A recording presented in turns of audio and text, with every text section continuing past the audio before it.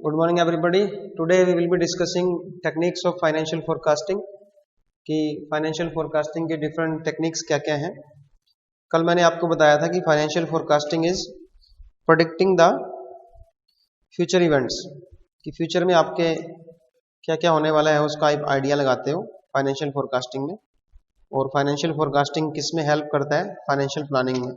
So what ever data you have collected, what ever figure you have measured for your forecasting, those will be inculcating in the budgets. Financial plan में वो show करेगा। तो आज बात आती है कि फाइनेंशियल प्लानिंग, फाइनेंशियल फोरकास्टिंग जो है उसकी टेक्निक्स क्या क्या है। काफ़ी टेक्निक्स यूज़ की जाती है फाइनेंशियल फोरकास्टिंग में। जब भी आप फाइनेंशियल रिक्वायरमेंट देख रहे हो बिजनेस की, तो कुछ जो इंपॉर्टेंट टेक्निक्स हैं वो आज हम लोग डिस्कस कर रहे हैं। तो सबसे पहली जो टेक्निक है वो है आपकी scatter diagram percentage of sale. ये आपकी फर्स्ट टेक्निक है, परसेंटेज ऑफ सेल्स। इसमें आप क्या करते हो? देखिए, मैंने आपको बताया था कि फाइनेंशियल फोरकास्टिंग में आप जितनी भी आपकी आइटम्स हैं अलग अलग, सेल क्या होगी, कॉस्ट कितनी पड़ेगी, एक्सपेंसेस कितने होंगे, कैपिटल की रिक्वायरमेंट कितनी होगी, ये सब बातें आप फोरकास्टिंग में देखते हो कि क्या क्या सेल होगी, उसके अकॉर्डिंगली सब कुछ चेंज होता है। तो सबसे इंपॉर्टेंट होती है सेल। अगर आपने अपनी सेल की फोरकास्टिंगली एक्यूरेट कर दी तो फिर आपको बहुत ज़्यादा स्मूथली आपका बिजनेस चलता रहता है, आपको कोई प्रॉब्लम नहीं आती, क्योंकि सेल ही सबसे इंपॉर्टेंट होती है। तो हम क्या करते हैं, सेल को फोरकास्ट करने के लिए परसेंटेज ऑफ सेल्स मेथड लगाते हैं। Percentage of sale method.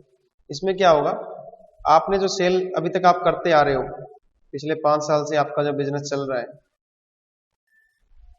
ये आपका पिछले 5 साल से बिजनेस चल रहा है, इसके बेस पे आप अपना नेक्स्ट ईयर की सेल फोरकास्ट करना चाहते हो। यहाँ पे आपकी सेल दी हुई है, यहाँ पे आपको फोरकास्ट करना है।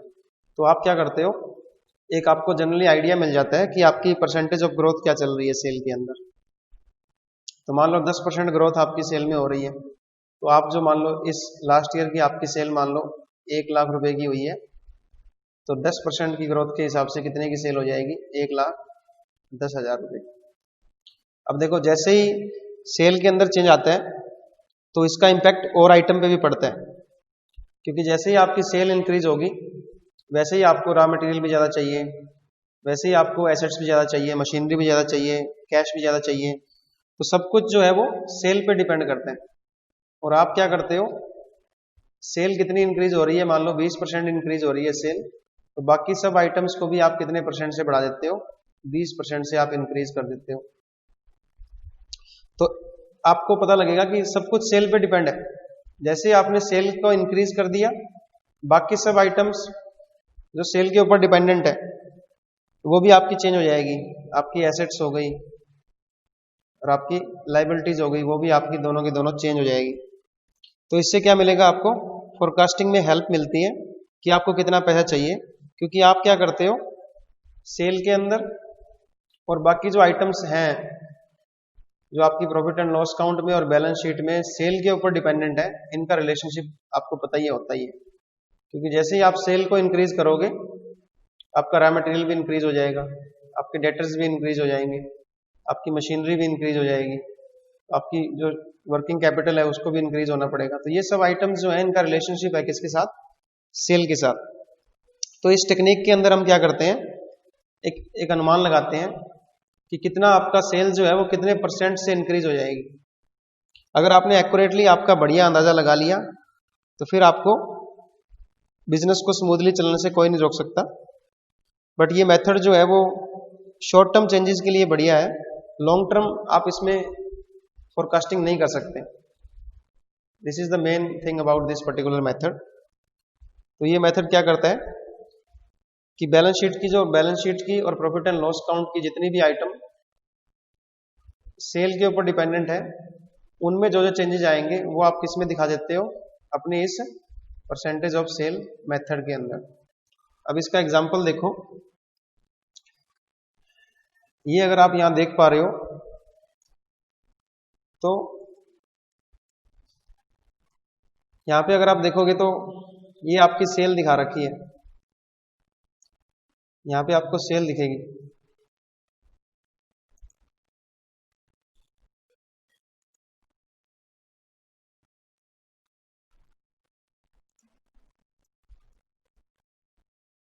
ये आपको सेल दिख रही है, सेल है आपकी 500।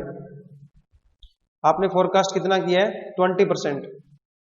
आपने यहाँ पे 20% इंक्रीज माना है, हमने एजम्पशन मानी है कि हमारी सेल इंक्रीज हो जाएगी 20%, तो 500 से कितना हो जाएगा? 600। तो बाकी सारी की सारी आइटम जो है वो भी 20% इंक्रीज हो जाएंगी। कॉस्ट जो आपकी 400 थी वो 480 हो जाएगी। तो इनकम आपकी जो है वो भी बढ़ जाएगी, 100 से वो कितनी रह गई, कितनी हो जाएगी? 120। 20% आप सब में इंक्रीज कर दोगे, तो इधर आप देख रहे हो परसेंटेज इंक्रीज जो है वो सब में 20% इंक्रीज हो जाएगा। तो जब आप सेल को लेकर के चलते हो और बाकी सब आइटम्स को उसी प्रोपोर्शन में जब आप इंक्रीज करते हो, that is known as percentage of sale method. Second जो मेथड है that is a scatter diagram, या फिर आपने स्टैटिस्टिक्स में पढ़ा होगा सिंपल लीनियर रिग्रेशन। तो स्कैटर डायग्राम क्या है? एक ग्राफिक रिप्रेजेंटेशन है of the relationship between two variables. Graphic representation, तो ग्राफिकली आप शो कर रहे हो दो वेरिएबल के बीच में क्या रिलेशनशिप है। तो आपको पता है स्टैटिस्टिक्स में आपने देखा होगा एक वेरिएबल होता है इंडिपेंडेंट और दूसरा वेरिएबल होता है डिपेंडेंट। अब सेल जो है वो इंडिपेंडेंट वेरिएबल है। अब सेल किन किन बातों पे डिपेंड करती है? बहुत सारी बातों पे डिपेंड करती है। तो हम क्या लेते हैं, एक एक वेरिएबल को लेते हैं इंडिविजुअली। मान लो सेल जो है वो एडवर्टीजमेंट पे डिपेंड करती है, क्लियर। दूसरा आप मान लो कि सेल जो है वो आपकी नंबर ऑफ वर्कर्स पे डिपेंड करती है, या कॉस्ट कितनी होगी, या एक्सपेंसेस कितने होंगे। तो इस स्कैटर डायग्राम में या सिंपल लीनियर रिलेशनशिप में आप क्या करते हो? ग्राफिकली शो करते हो। जैसे मैं आपको दिखाता हूं ग्राफिकली कैसे शो होगा। यहां पे आपने सेल ले ली,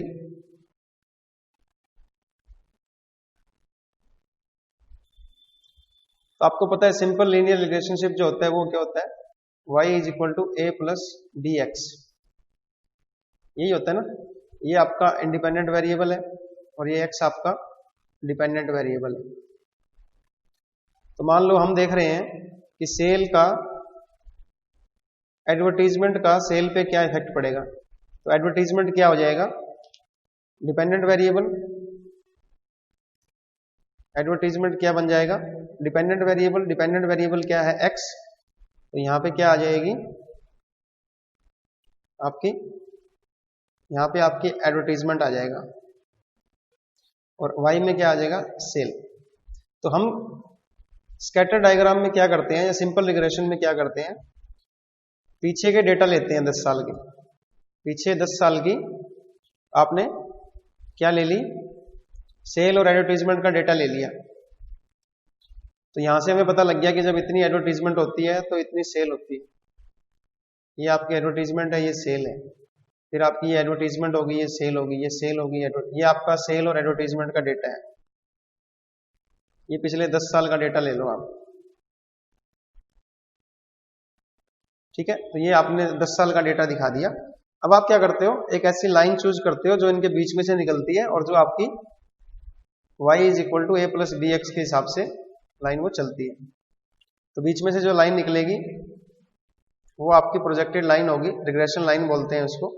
तो उससे आपको पता लग जाएगा कि what will be the value of sale अगर आप एडवर्टीजमेंट में इतना इफेक्ट डालते हो। तो that is the meaning of simple linear regression. जब आप एक इंडिपेंडेंट वेरिएबल और एक डिपेंडेंट वेरिएबल को लेके चलते हो, उनका आपस में क्या रिलेशनशिप है। तो स्कैटर डायग्राम में और सिंपल लीनियर रिग्रेशन में याद रखना सिर्फ दो वेरिएबल होंगे। एक वेरिएबल आपका इंडिपेंडेंट होगा और दूसरा वेरिएबल आपका डिपेंडेंट होगा। तो आपको इस टेक्निक में क्या करना पड़ेगा, बार बार हर एक डिपेंडेंट वेरिएबल के लिए अलग से रिग्रेशन लाइन निकालनी पड़ेगी। तो इसको हम बोलते हैं सिंपल लीनियर रिग्रेशन। रिग्रेशन क्या बताता है, what will be the value of independent variable if there is some change in the dependent variable, what will be the value of independent variable.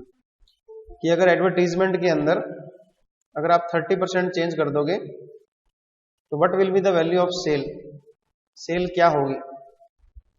तो ये एक एक वेरिएबल है बस, that is known as y is equal to a plus b x. यहाँ पे x क्या है, सिर्फ एक वेरिएबल है। दूसरा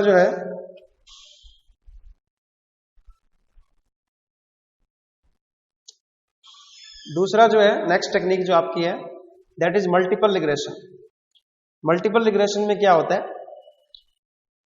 हम क्या देख रहे हैं आपकी बार कि सेल के ऊपर क्या इफेक्ट पड़ेगा अगर आप कई वेरिएबल्स को इकट्ठा ले लो, कि अगर हम एडवर्टीजमेंट में चेंजेस कर दें, प्लस अगर हम अपनी मशीनरी में चेंजेस कर दें, प्लस अगर रॉ मटेरियल को बढ़ा दें थोड़ा, प्लस अगर नंबर ऑफ वर्कर को इंक्रीज कर दें, तो सेल जो है वो कई बातों पे डिपेंड करती है। प्लस में अगर आप कोई नई शॉप खोल रहे हो, नई मार्केट में एंटर कर रहे हो, नया प्रोडक्ट लेके आ रहे हो, तो ये देखो कई वेरिएबल हो गए। तो उसको बोलते हैं मल्टीपल रिग्रेशन मॉडल, जिसमें आप एक इंडिपेंडेंट वेरिएबल को रखते हो। इक्वेशन क्या बनेगी, y is equal to a plus b1x b2x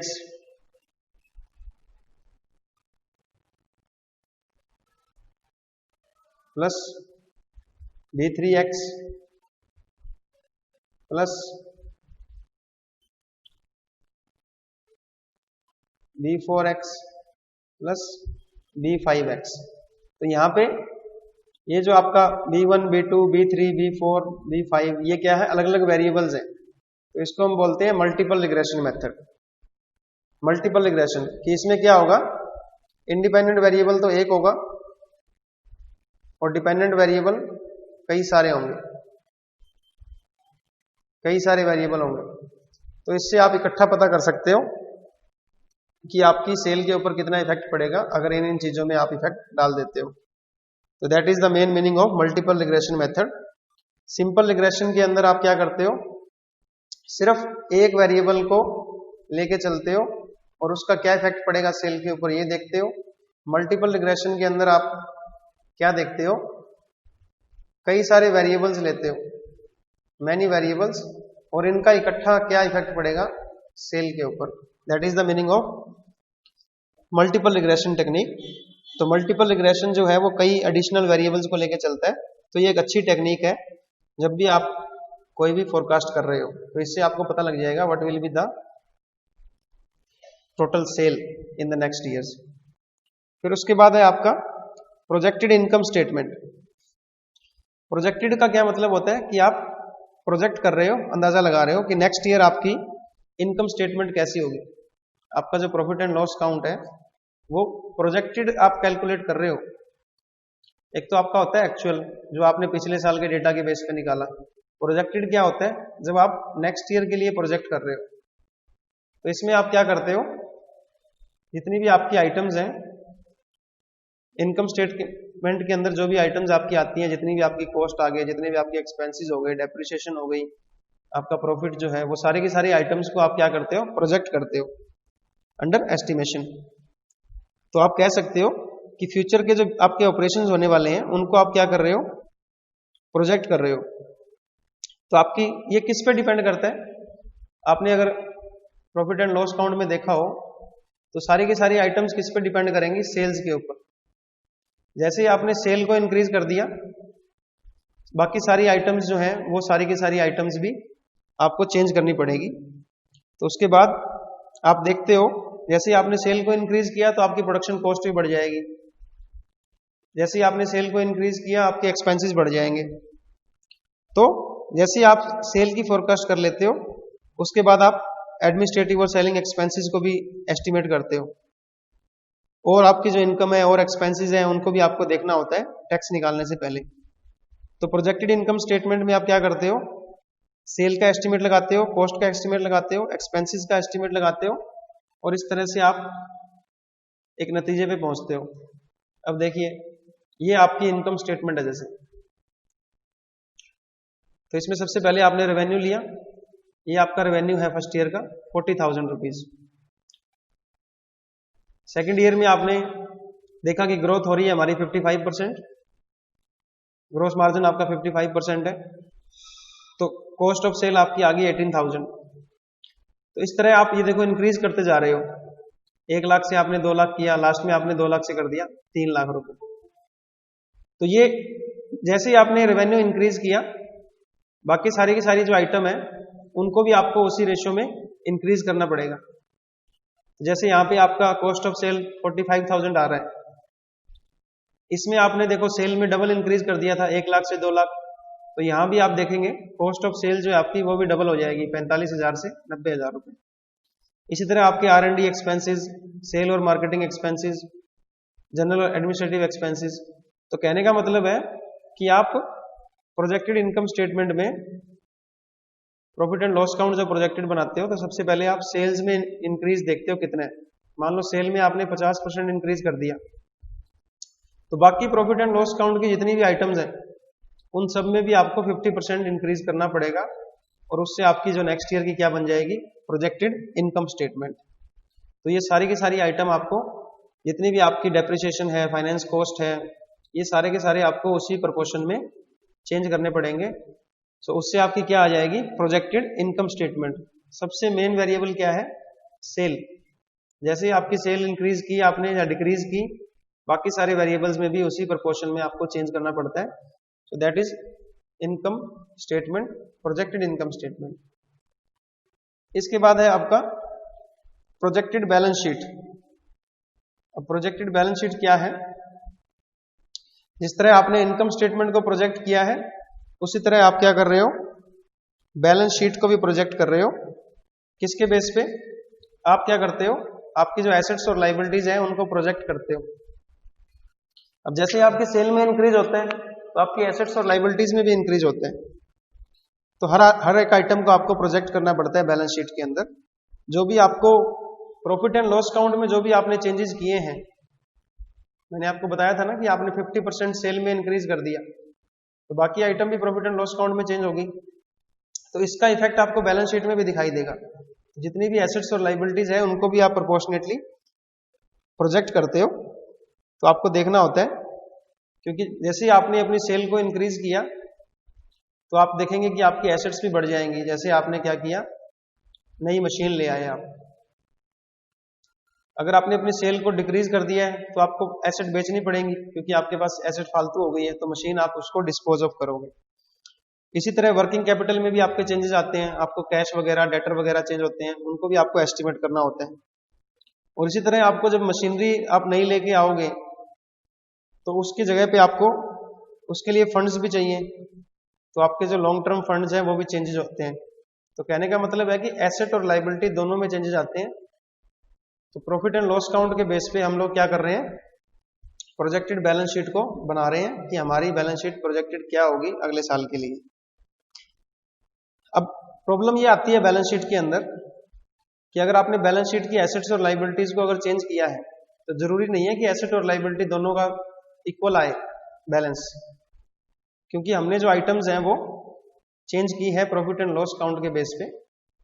तो अगर आपकी एसेट्स ज्यादा आ रही हैं, लायबिलिटीज कम आ रही हैं, तो इसका क्या मतलब हुआ, अगर आपकी एसेट्स जो है वो लायबिलिटी से ज्यादा आ रही हैं तो इसका मतलब है कि आपने एक एडिशनल फंड रेज किया है, आपको फाइनेंस के लिए और फंड रेज करना पड़ेगा, क्योंकि आपकी एसेट्स ज्यादा है, लायबिलिटीज कम है। तो ये एसेट आई कहां से, तो वो जितनी फालतू एसेट है उसके लिए आपको और फंड लेना पड़ेगा। और अगर आपकी एसेट्स जो है वो लायबिलिटी से कम आ रही हैं, if your assets are less than liabilities, इसका मतलब आपने कुछ एसेट्स बेच दी हैं, आपके पास कुछ पैसे आ गए हैं, तो उससे अपनी लायबिलिटी चुका दो। डिबेंचर या प्रेफरेंस शेयर होल्डर जो है उनको आप पैसे वापस करने पड़ेंगे आपको। तो इस तरह से आपको प्रोजेक्टेड बैलेंस शीट बनानी होती है।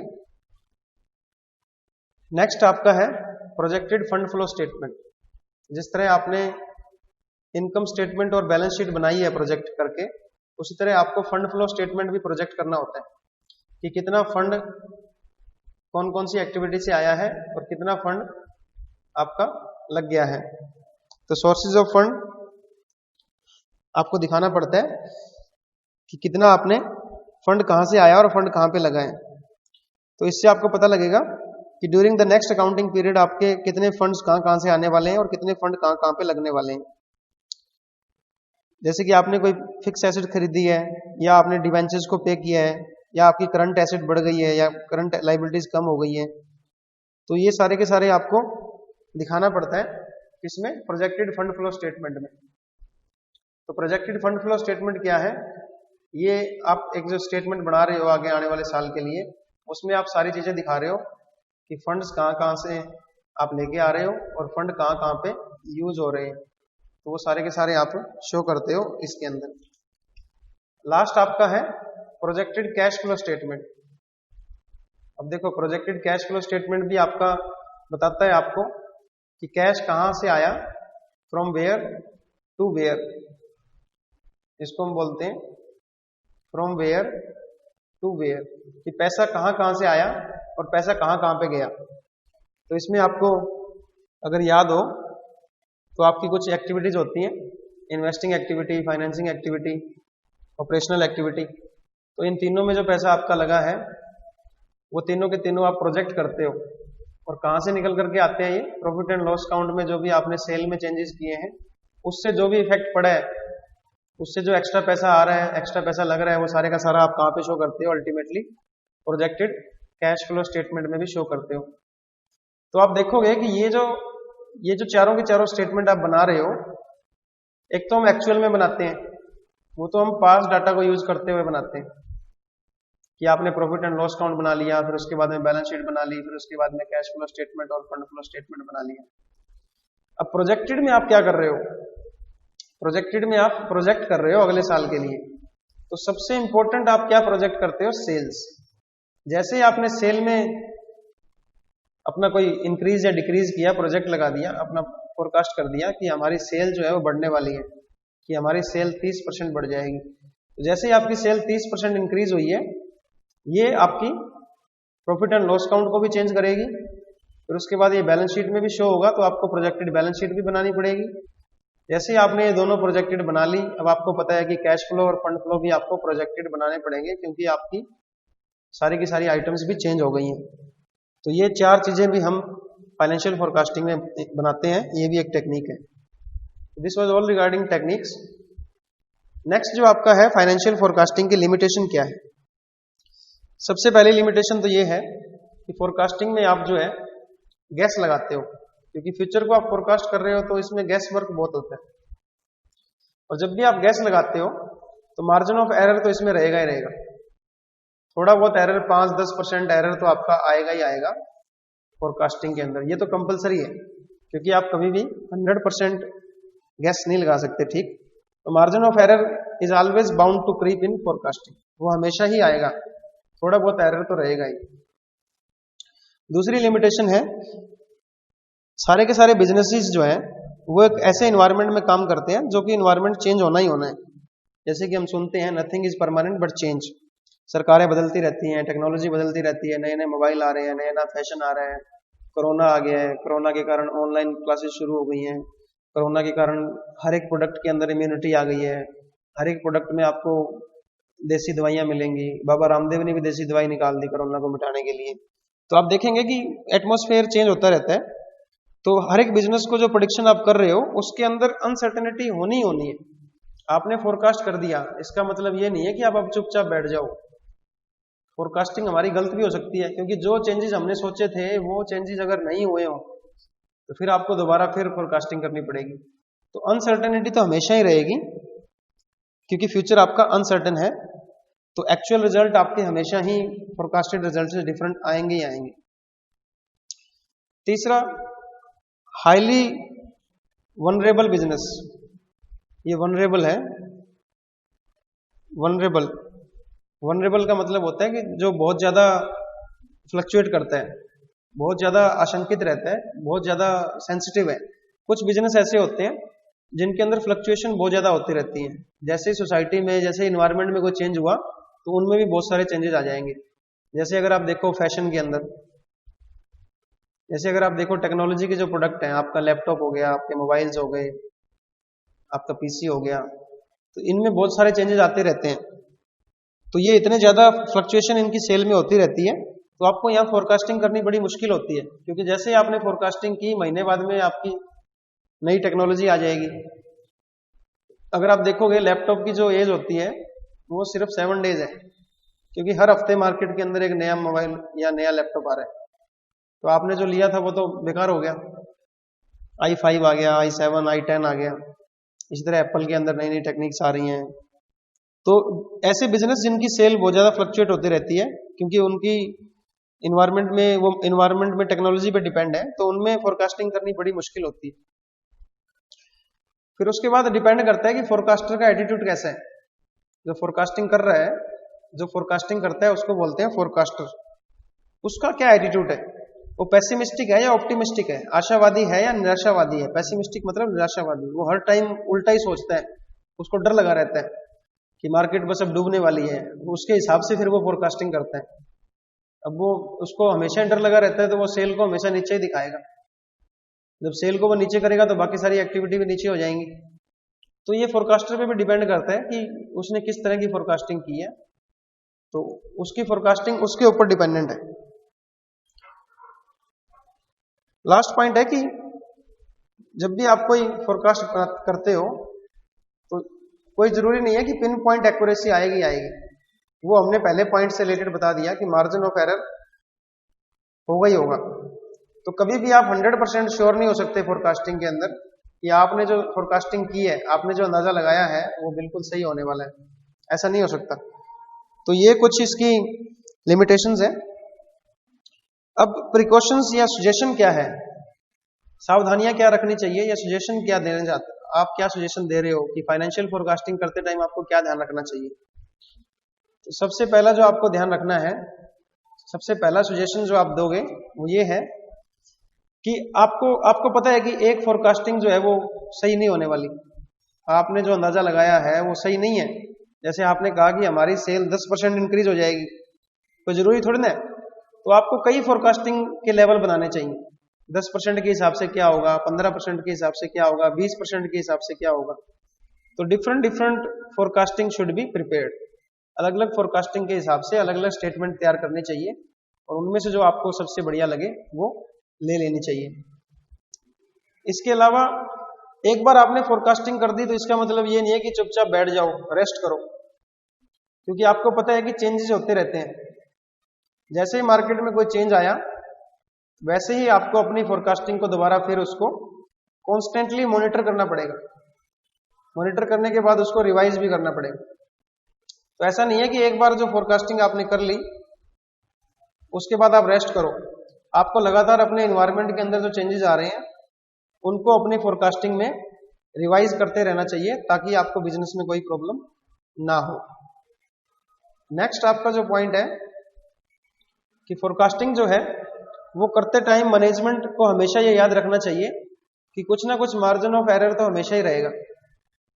तो ऐसा नहीं है कि 100% ही आप श्योर हो जाओ कि हमने जो फोरकास्टिंग कर दी वो लो पे लकीर है, वो अब चेंज नहीं होगी, बल्कि 5-10% का तो मार्जिन आपको हमेशा रखना ही चाहिए कि 5-10% ऊपर नीचे हो सकता है। तो मैनेजमेंट को हमेशा ये याद रखना चाहिए कि कुछ ना कुछ मार्जिन तो हमेशा ही फोरकास्टिंग में रहता है। तो इसको अपने एक्सपर्टीज और अपनी जो स्किल है उसको यूज करते हुए ऐसे यूज करना चाहिए। नेक्स्ट पॉइंट है कि फोरकास्टिंग करते टाइम आप कुछ अजम्पशंस लेते हो। फोरकास्टिंग करते टाइम आप कुछ अजम्पशंस लेते हो, उनके बेस पे फोरकास्टिंग करते हो। तो वो जो अजम्पशन आप ले रहे हो वो बहुत ही केयरफुली आपको स्पेल आउट करनी चाहिए। जिस अजम्पशन के ऊपर आप अपनी फोरकास्टिंग कर रहे हो वो अजम्पशन आपकी बड़ी ही केयरफुली आपने उनको तैयार किया हो, उनको सोच समझ के ही वो अजम्पशन लेनी चाहिए। ऐसे नहीं है कि कोई भी अजम्पशन आपने ले ली और उस पर अपनी फोरकास्टिंग तैयार कर दी। लास्ट पॉइंट है कि जब भी एक फर्म जिसके अंदर हाई डिग्री ऑफ अनसर्टेनिटी है, एक फर्म जिसके अंदर फ्लक्चुएशन बहुत ज्यादा हो रही है सेल के अंदर, और जो टेक्नोलॉजी पे ज्यादा डिपेंड है, जैसे लैपटॉप हो गया, मोबाइल हो गए, इस तरह की फर्म के अंदर अनसर्टेनिटी ज्यादा होती है। तो इनको क्या करना चाहिए, जब अनसर्टेनिटी बहुत ज्यादा है तो इनको जो कैश बैलेंस है उसको थोड़ा ज्यादा रखना चाहिए। They should have a large cash balance. तो उनका कैश बैलेंस थोड़ा सा बड़ा होना चाहिए, क्योंकि उनकी जो है अनसर्टेनिटी ज्यादा है। तो कुछ भी हो सकता है बिजनेस में, आपने कम सेल की उम्मीद की हो, ज्यादा सेल हो सकती है, तो आपको अचानक से पैसा चाहिए। तो अचानक से आपके पास पैसा कहाँ से आएगा, तो इसके लिए उनको थोड़ा सा कैश बैलेंस जो है वो ज़्यादा रखना चाहिए। तो these are all the suggestions कि एक तो आपको फोरकास्टिंग की जो डेटा है वो अलग अलग रेट के हिसाब से बनाना चाहिए, एक फोरकास्टिंग नहीं करनी चाहिए, बल्कि डिफरेंट फोरकास्टिंग आपको डिफरेंट परसेंटेज के ऊपर आपको फोरकास्टिंग करनी चाहिए। दूसरा ये है कि फोरकास्टिंग करने के बाद आपको लगातार एनवायरनमेंट को मॉनिटर करना रहना है और उसको रिवाइज भी करना है अगर कोई चेंजेस आया है। थोड़ा बहुत एरर तो रहेगा ही, इस बात को हमेशा याद रखना चाहिए। और जो भी आपने एजम्पशंस ली हैं उनको आप ढंग से स्पेल आउट कीजिए। और अगर आपके बिजनेस के अंदर अनसर्टेनिटी ज़्यादा है तो आप कैश बैलेंस थोड़ा सा ज़्यादा रखिए। This was all regarding financial forecasting. Thank you so much for listening.